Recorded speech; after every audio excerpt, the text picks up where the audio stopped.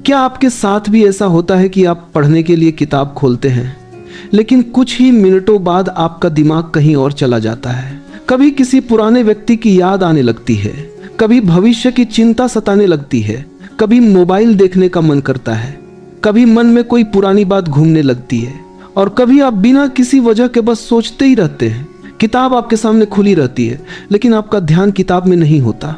आपका शरीर पढ़ाई कर रहा होता है, लेकिन आपका दिमाग कहीं और भटक रहा होता है। अगर आपके साथ भी ऐसा होता है तो आज का यह वीडियो आपके लिए बहुत महत्वपूर्ण है, क्योंकि आज हम सिर्फ यह बात नहीं करेंगे कि पढ़ाई में ध्यान कैसे लगाएं।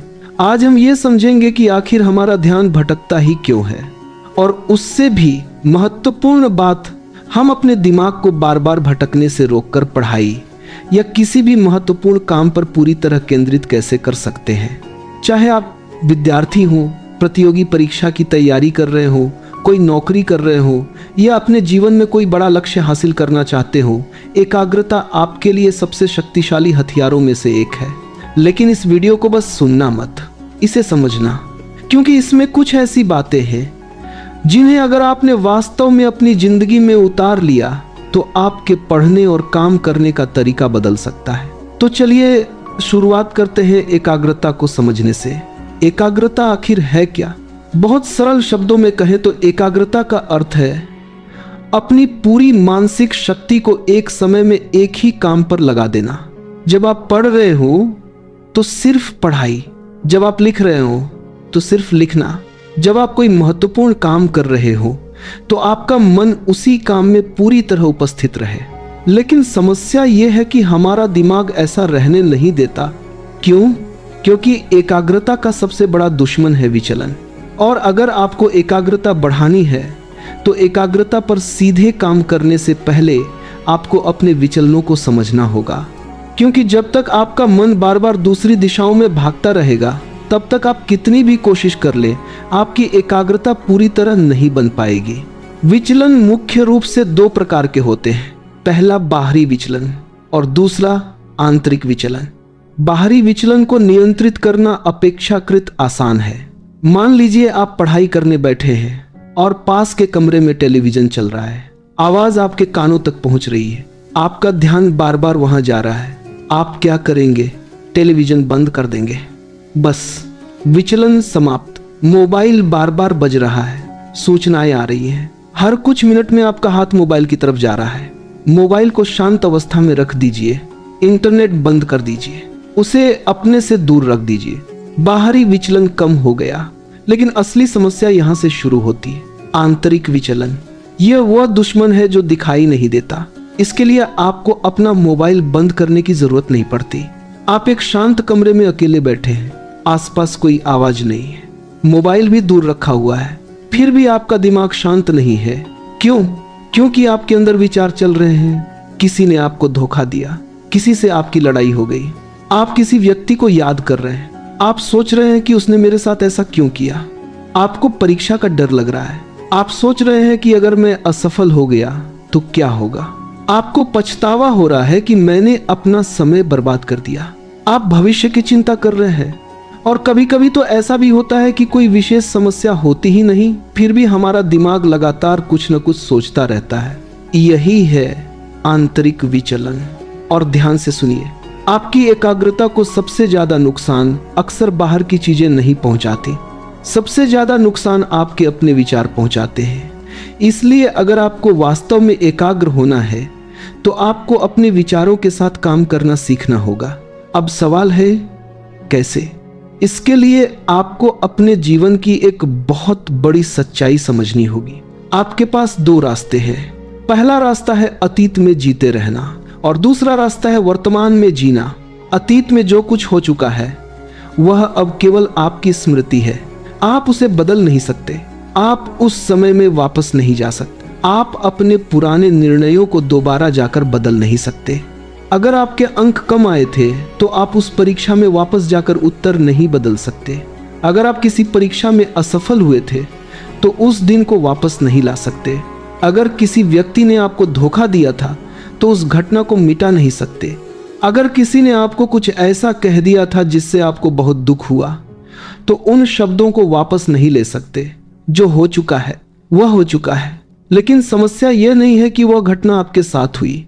समस्या तब शुरू होती है जब वह घटना आज भी आपके दिमाग में बार बार होती रहती है।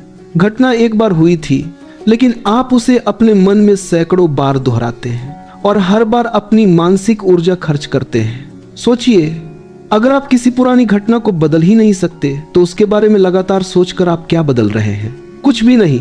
आप सिर्फ अपना आज खो रहे हैं। इसी तरह भविष्य भी है। भविष्य अभी आया ही नहीं है, फिर भी हम भविष्य के बारे में सोचते रहते हैं।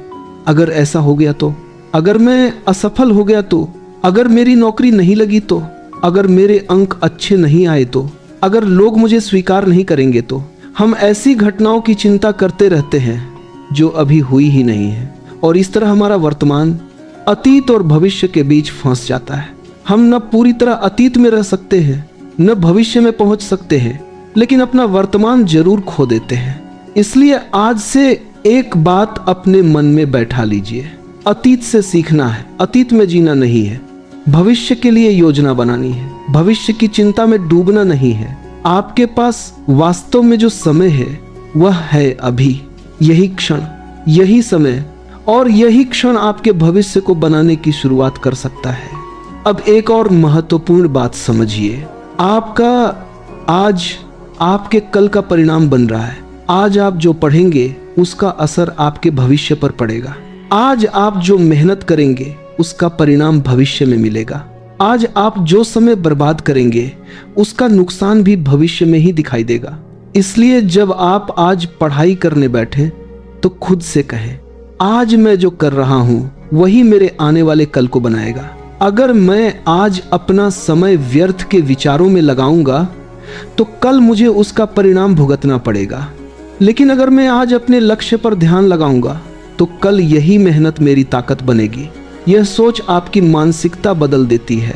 अब मान लीजिए कि आपके मन में कोई पुरानी घटना बार बार आ रही है, तो उससे लड़ने की कोशिश मत कीजिए। बस खुद से कहिए, हाँ, यह घटना मेरे साथ हुई थी, मैं इसे बदल नहीं सकता, लेकिन मैं यह तय कर सकता हूं कि अब इसका मेरे वर्तमान पर कितना प्रभाव होगा। और फिर खुद को क्षमा कर दीजिए, अपने आप को, अपनी गलतियों के लिए, अपने पुराने फैसलों के लिए, अपने समय की बर्बादी के लिए, अपनी असफलताओं के लिए। क्योंकि जब तक आप खुद को माफ नहीं करेंगे तब तक आपका दिमाग उसी घटना को पकड़े रहेगा। आपको अपने मन से कहना होगा, जो हुआ वह मेरी जिंदगी का एक हिस्सा था, लेकिन वह मेरी पूरी जिंदगी नहीं है। मैं उससे सीखूंगा, लेकिन मैं उसके अंदर फंसकर नहीं रहूंगा। यही मानसिक स्वतंत्रता है। और जब आप ऐसा करना शुरू करेंगे तो धीरे धीरे आपके अंदर का शोर कम होने लगेगा। विचार आएंगे, लेकिन आपको हर विचार के पीछे भागना नहीं है। याद रखिए, विचार आना आपके नियंत्रण में नहीं है, लेकिन किस विचार को महत्व देना है यह आपके नियंत्रण में है। यही अंतर एकाग्र व्यक्ति और विचलित व्यक्ति के बीच होता है। अब सवाल आता है कि जब हम अपने विचलनों को कुछ हद तक नियंत्रित कर लें तब पढ़ाई में पूरी एकाग्रता कैसे बनाए रखें। इसके लिए एक बहुत सरल नियम अपनाइए। जब पढ़ाई का समय हो तो केवल पढ़ाई। उस समय अपने दिमाग को दूसरी चीजों पर जाने की अनुमति मत दीजिए। अगर कोई विचार आता है तो उसे तुरंत पकड़कर उसके पीछे मत भागिए। अपने आप से कहिए, अभी नहीं, इस बारे में मैं बाद में सोचूंगा, और फिर वापस किताब पर आ जाइए। शुरुआत में यह कठिन लगेगा, बार बार आपका ध्यान भटकेगा, आपको लगेगा कि यह काम नहीं कर रहा, लेकिन यहीं आपको टिके रहना है, क्योंकि एकाग्रता कोई जादू नहीं है, ये अभ्यास है। जितनी बार आपका ध्यान भटके और आप उसे वापस अपने काम पर ले आए, उतनी बार आपकी एकाग्रता मजबूत होती जाएगी। जैसे शरीर को व्यायाम से ताकत मिलती है, वैसे ही दिमाग को बार बार ध्यान वापस लाने के अभ्यास से एकाग्रता मिलती है। इसलिए अगर पढ़ते समय आपका ध्यान 10 बार भटकता है तो निराश मत होना, हर बार उसे वापस किताब पर ले आना। फिर 20 बार भटके तो 20 बार वापस लाना। धीरे धीरे आपका दिमाग सीख जाएगा कि उसे कहाँ रहना है, और एक दिन ऐसा आएगा जब आपको पढ़ाई के लिए खुद से संघर्ष नहीं करना पड़ेगा।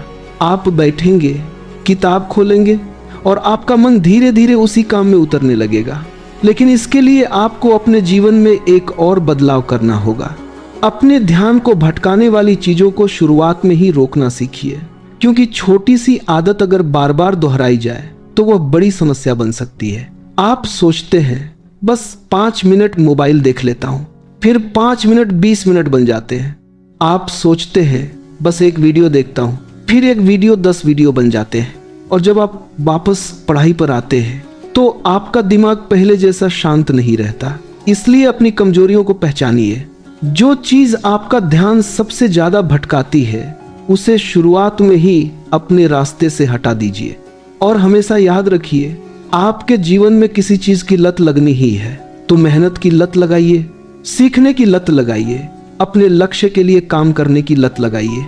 अब मैं चाहता हूं कि आप कुछ वाक्य अपने मन में दोहराएं।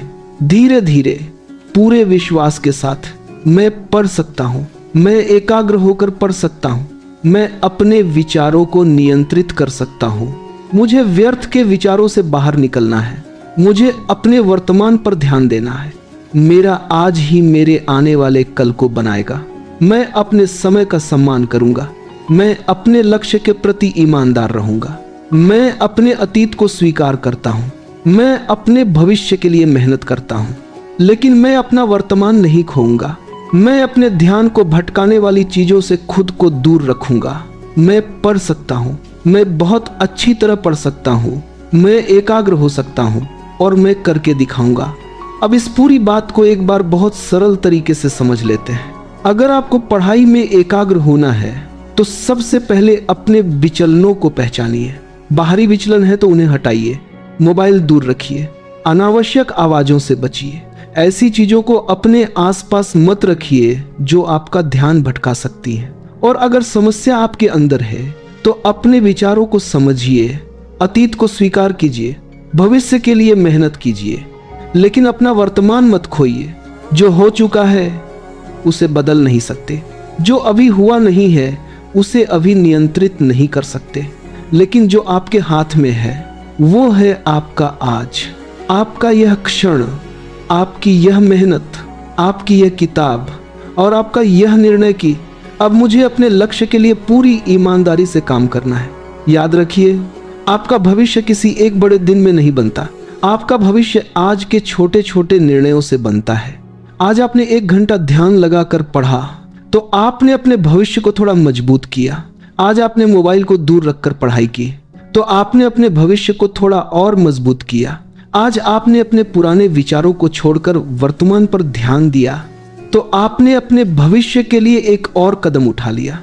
इसलिए आज से अपने आप से एक वादा कीजिए, जब पढ़ाई करूंगा तो पूरी ईमानदारी से करूंगा, जब काम करूंगा तो पूरे ध्यान से करूंगा, और जब आराम करूंगा तो बिना अपराध बोध के आराम करूंगा।